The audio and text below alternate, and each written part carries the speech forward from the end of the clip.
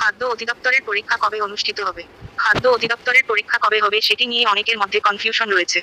সম্প্রতি খাদ্য অধিদপ্তরের ১৩৭৭টি পদে জনবল নিয়োগ করা হবে বলে বিজ্ঞপ্তি প্রকাশিত হয়েছে।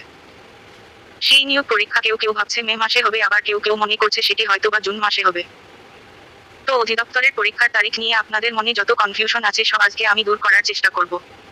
তাই মনোযোগ সহকারে পুরো লেখাটি পড়বেন।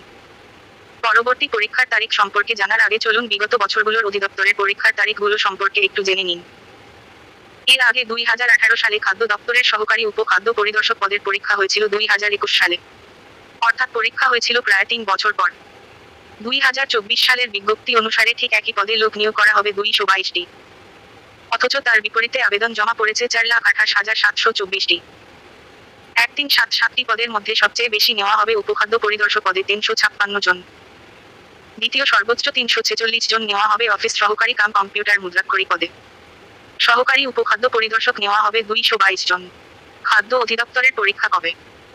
এছাড়া খাদ্য অধিদপ্তরে মোট পদ সংখ্যা ১৩৭৭ একটি, বিপরীতে মোট আবেদন জমা পড়েছে ৯,৩৩,৪৫৮টি।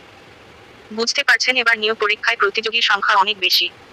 খাদ্য অধিদপ্তরের পরীক্ষা কবে হবে সেটি সম্পর্কে নির্ভরযোগ্য কোনো তথ্য নেই। মন্ত্রণালয়ের পক্ষ থেকেও কোন ঘোষণাপত্র এখন পর্যন্ত আসেনি। যদি কেউ আপনাকে নির্দিষ্ট করে বলে থাকে যে এই মাসে পরীক্ষা হবে তাহলে সেটি ভুল। ইউটিউবে বা ফেসবুকে খাদ্য অধিদপ্তরে পরীক্ষা কবে হবে সেই সম্পর্কে অনেকেই মনগড়া তারিখ দিচ্ছেন। কিন্তু আপনার সেই তথ্যের উপর নির্ভর করা একদমই উচিত হবে না। আসলে এই উত্তর খাদ্য মন্ত্রণালয় ছাড়া সঠিকভাবে কেউ বলতে পারবে না। তবে বিগত সরকারি পরীক্ষাগুলো বেশ কম সময়ের মধ্যে সম্পন্ন হয়েছে। তাছাড়া সরকার চেষ্টা করছে সকল প্রকার নিয়োগ প্রক্রিয়া আরও দ্রুত শেষ করার। সরকারের পক্ষ থেকে সেরকমই নির্দেশনা দেওয়া হয়েছে।